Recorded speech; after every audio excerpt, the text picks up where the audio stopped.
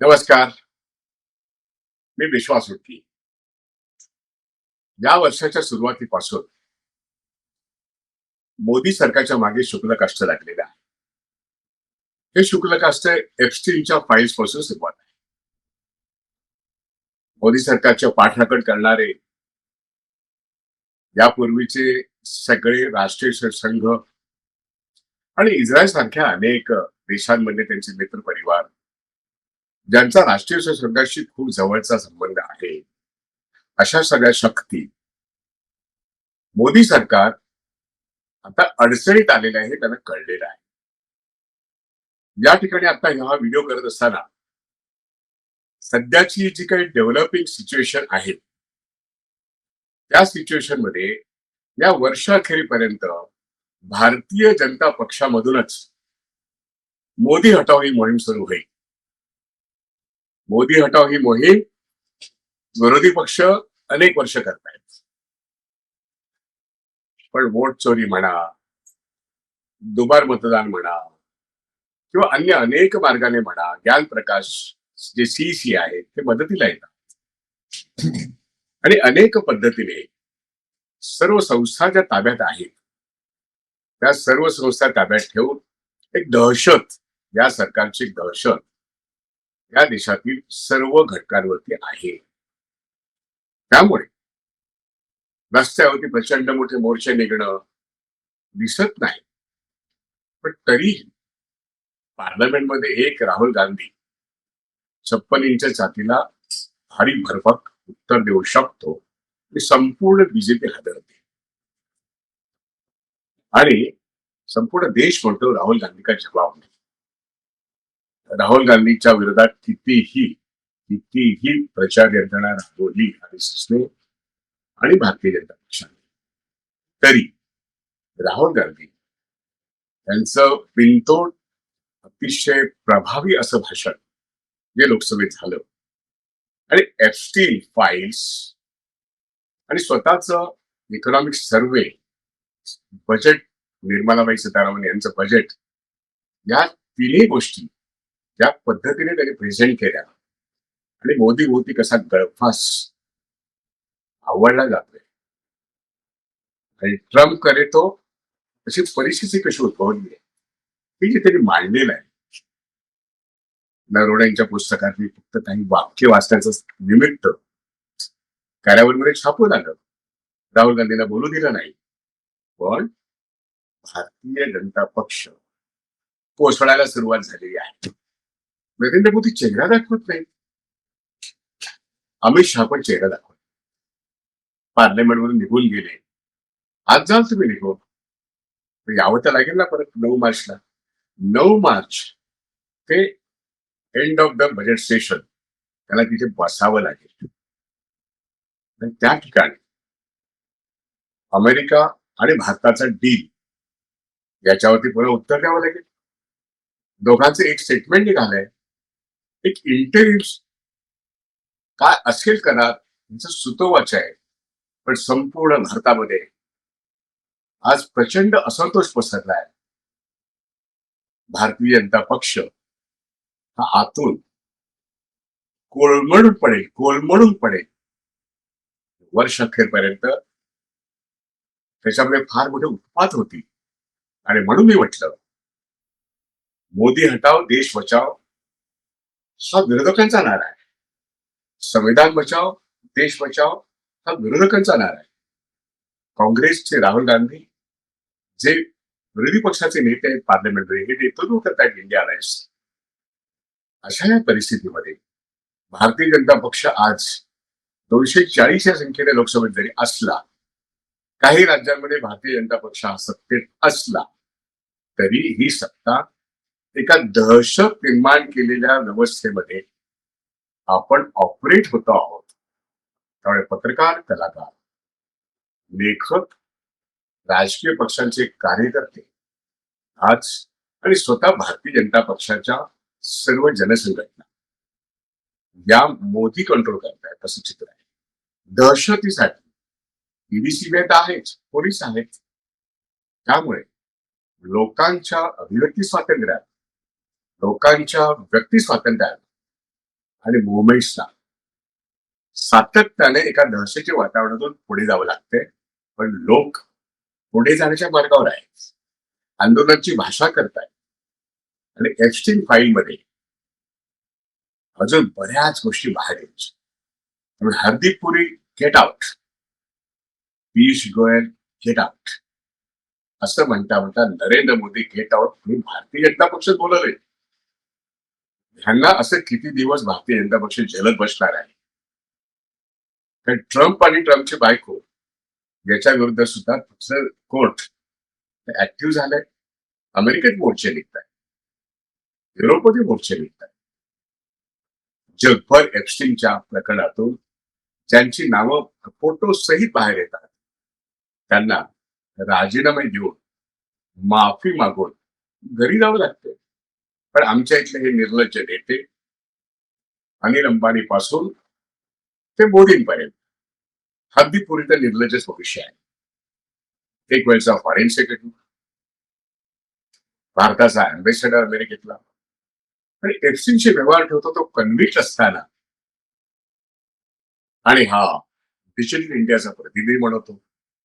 आणि त्या पार्श्वभूमीवरती दिल्लीच्या एआय मध्ये चीनने निर्माण केलेला एक रोबोट डॉग त्या दिल्ली जवळच्या एका, नाव पण विचित्रच आहे, त्या युनिव्हर्सिटीने स्वतःच कर्तृत्व म्हणावं. आणि त्या कोणत्या प्रोफेसर बाई, तिथले विद्यार्थी जे मोदी मोदी करत नाचत असतात, सगळे एक्सपोज झाले आणि भारताची चितू झाली. संपूर्ण त्या समिटमध्ये, एआय समिटमध्ये भारताची इज्जत निघाली आणि ती मोदींमुळे निघाली. मोदींनी गणपतीची प्लास्टिक सर्जरी सांगितली आपल्याला. गॅसमधून, म्हणजे नालीतल्या गॅसमधून आपण हे करू ते करू. फालतू बकवास, संपूर्णपणे विज्ञान विरोधी, अंधश्रद्धापूर्ण, मूर्खतापूर्ण वक्तव्य गेली 11 वर्ष लोकांनी ऐकलीत मोदींची. असे मोदी एआयच्या समिटमध्ये आले का नाही आले का? भारतीय जनता पक्षाच्या या प्रचारकांनी, दोन्ही मिनिस्टर जोशी, अश्विन कुमार, हे सगळे एक्सपोज झाले. त्यांचं भांडण फुटलेलं आहे.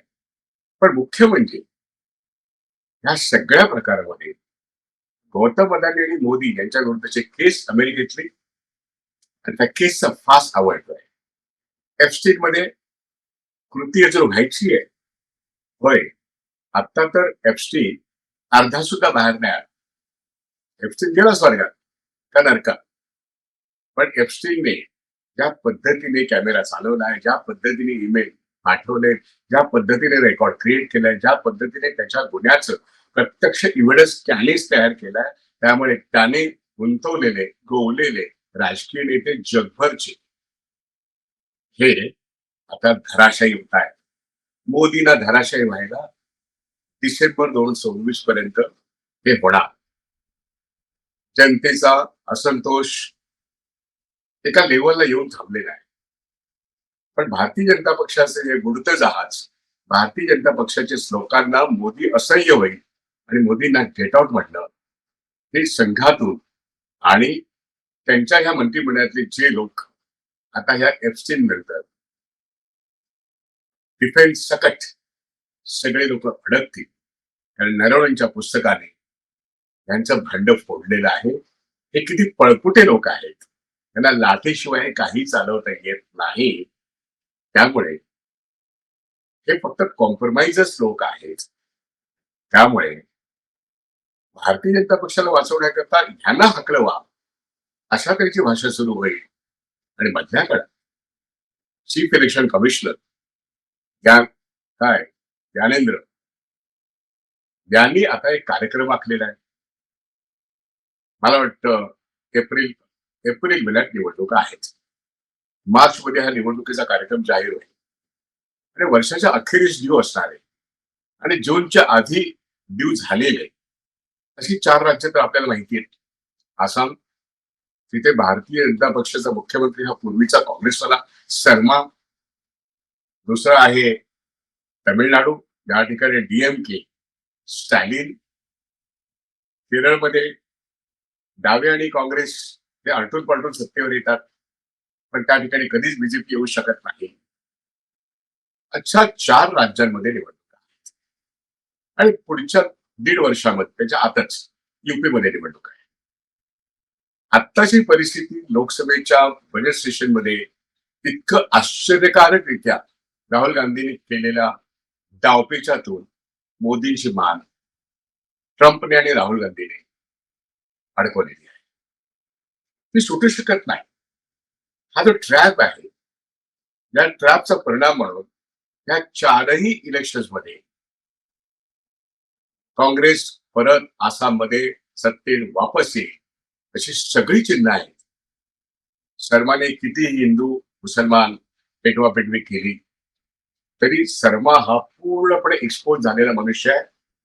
राहुल गांधीची जेव्हा यात्रा चालली होती आसाम मधून, तेव्हा शर्मा हे अत्यंत डिफेन्सिव्ह होते आणि काँग्रेस अगदी अग्रेसिव्ह होती. रस्त्यावरती हजारो हजारो लोक आले होते. आठवतं का? आसामची इलेक्शन गोगोईच्या नेतृत्वाखाली काँग्रेस पक्ष आणि त्यांचे मित्र पक्ष शर्माला घरी पाठवतील. भाजपचं हे राज्य काँग्रेस आणि काँग्रेसचे मित्र पक्ष पुनश्च ताब्यात घेतील. इलेक्शन्स आहेत एप्रिलमध्ये. तमिळनाडूकडे या. तमिळनाडूमध्ये डीएमकेचा अलायन्स हा सातत्याने भरभक्कमच राहिलेला आहे. इथे भारतीय जनता पक्षाला एखाद दुसऱ्या सीट शिवाय प्रवेश पण मिळणार नाही. प्रवेशही मिळणार नाही. त्यांनी किती का आरएसएसच्या प्लॅटफॉर्मवरून कितीही गदारोळ केला, कितीही चुकीचा प्रचार केला, तरी तमिळनाडूमध्ये डीएमके अलायन्स पुन्हा सत्तेवर येईल आणि आज तमिळनाडू महाराष्ट्रापेक्षा अग्रेसर आर्थिकदृष्ट्या सगळ्या अंगाने प्रगतीशील आहे. आणि म्हणून तामिळनाडूमध्ये भारतीय जनता पक्षाचा बिलकुल टिकाव लागणार नाही हे मी सांगायलाच नको. केरळकडे या.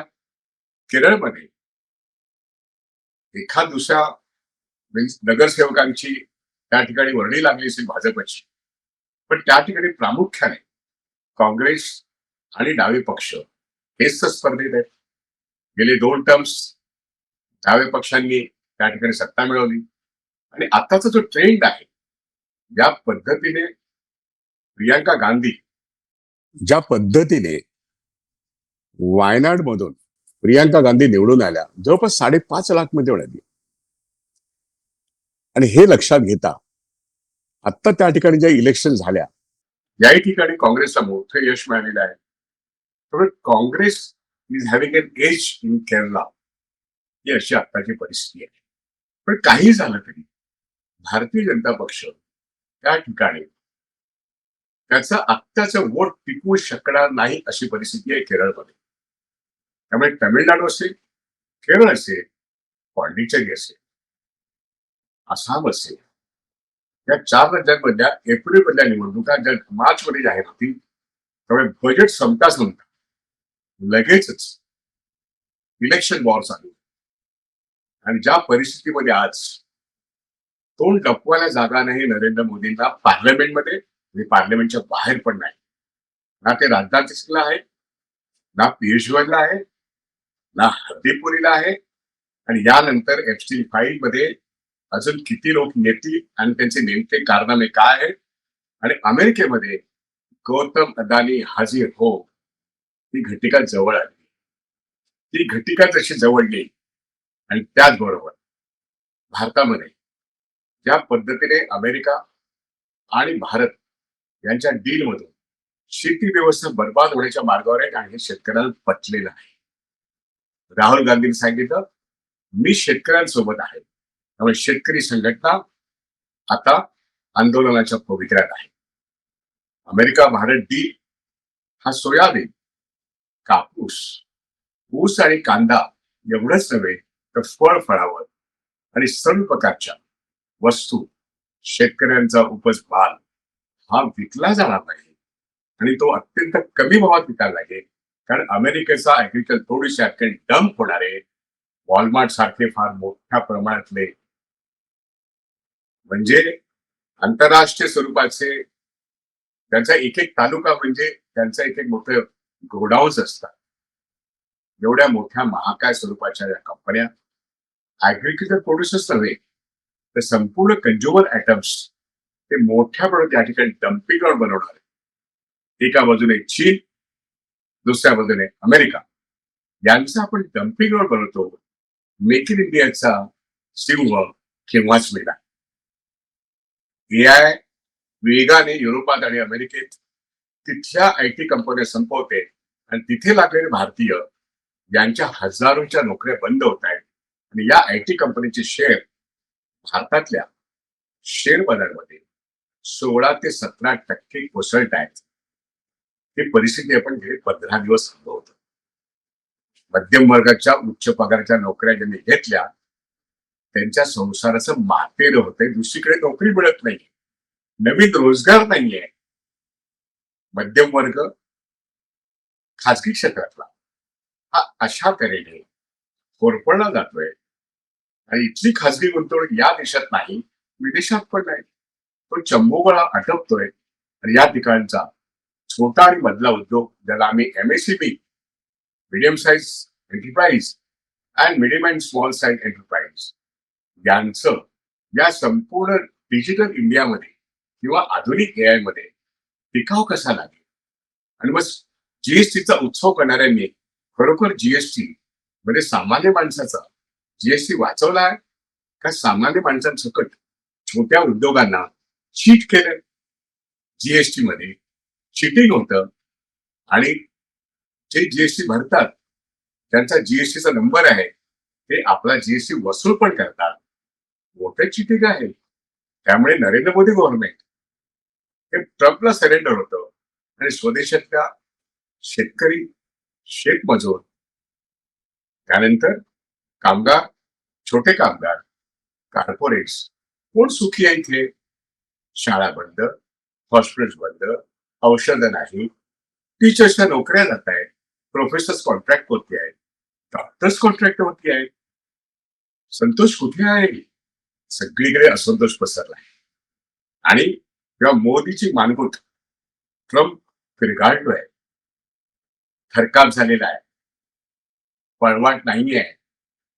अदानी आणि मोदी एकाचा जीव दुसऱ्या, दुसऱ्याचा जीव तिसऱ्या, अशा तऱ्हेने अमेरिकेतले समन्स 2 वर्ष तरी दिली नाही तरी शेवटी ईमेलवरती समज आलीच. हजर राहावं लागेल. माल पकडण्यात आलेली आहे. आता माल पकडल्यानंतर फिरगळण्याचा कार्यक्रम झाल्यानंतर मोदी हटाव, भाजप बचाव या तऱ्हेचा नारा भारतीय जनता पक्षात उठायला लागेल. कारण आसाम सकट सर्व राज्यांमधून भारतीय जनता पक्षाचा पराभव हा निश्चित आहे. आता सुद्धा वोट चोरीतून भाजप सत्तेवर आहे. मग ते फडणवीस असो, ते एमपी असो, स्वतः मोदी लोकसभेला वाराणसीतून पडले होते. 240 सीटा कशाबशा आल्या, नाहीतर आयबीचा रिपोर्ट होता 170च्या पुढे नाही. मग वरच्या सीटा कशा आल्या. इलेक्शनची यंत्रणा कामी येते शेवटच्या काही दिवसांमध्ये, काही तासांमध्ये. आता हे सगळं सगळ्यांना कळलेलं आहे. लोकसभा मॅनिप्युलेटेड होती, विधानसभा मॅनिप्युलेटेड होती, वोट चोरी होती. त्यातून लोकांनी निवडून दिलेलं बीजेपी सरकार राजस्थानमध्ये नाही, ते बिहारमध्ये नाही, ते महाराष्ट्रात नाही, अहो ते कुठेच नाही आहे. खरं तर आरएसएस आणि भाजप वोट ते कुठेही 31% जास्त नाही आहे.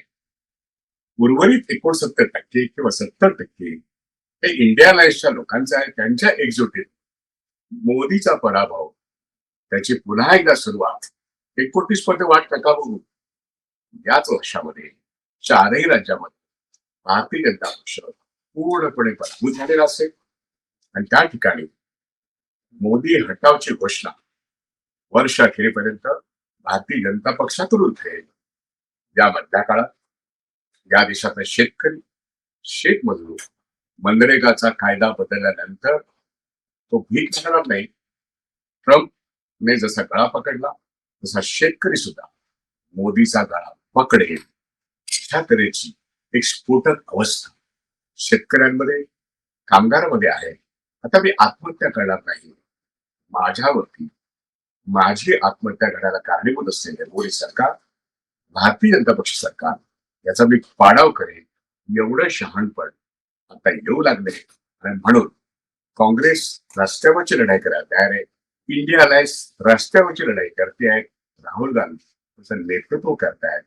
त्यामुळे मोदी हटाव देश बचाव हे विरोधक म्हणतायत, पण मी म्हणतोय मोदी हटावचा नारा भारतीय जनता पक्षातून मोठ्या प्रमाणात होईल. आणि मोदी हटवण्याची प्रक्रिया एफस्टीन पासून, बजेट पासून, इकॉनॉमिक सर्व्हे पासून आणि त्यांनी जे फायनान्शियल सेक्टर विकून टाकण्याचे जे धोरण ठरवले, त्यामुळे मोदी हटवणं ही गरज ती जनता पक्षाची पण असेल. अशा तऱ्हेची परिस्थिती आता निर्माण झालेली आहे. डिसेंबर 26 पर्यंत तुम्ही बघाच मोदींना सत्तेतून पाय उतार व्हावंच लागेल. आपण पुन्हा बोलूया. इलेक्शन्स मध्ये मोदीचा आणि भारतीय जनता पक्षाचा पाडाव हे निश्चितच आहे. सगळी मॅन्युप्युलेशन्स तर सर्वांना कळलेली आहेत आणि त्यामुळे प्रचंड मोठ्या मताधिकाने आसाममध्ये, तामिळनाडूमध्ये आणि केरळमध्ये निश्चितपणे काँग्रेसला आणि इंडिया अलायन्सला मोठं यश मिळेल. कुठेही भाजप दिसणार नाही अशा तऱ्हेची परिस्थिती आज आहे. आता जे काही दिसते ते सगळं मॅनिप्युलेटेड आहे. मोठा पैशाचा खेळ आहे. लोकांना कळू लागलेलं आहे की मोदीचा मुखवटा गळून पडलेला आहे. मोदीचं चारित्र्य किती विकृत आहे हे एफसीनेच हळदीपुरीपासून एक अर्धा डझन लोकांची नावं आत्ताच बाहेर पडलेली आहेत. त्यामुळे पुराव्यानिशी या सगळ्यांना सावच नाही, किंबहुना त्यांना थोडी तरी लाज असेल, राजीनामा द्यावा लागेल. लोक त्यांना घालतील गेट आउट.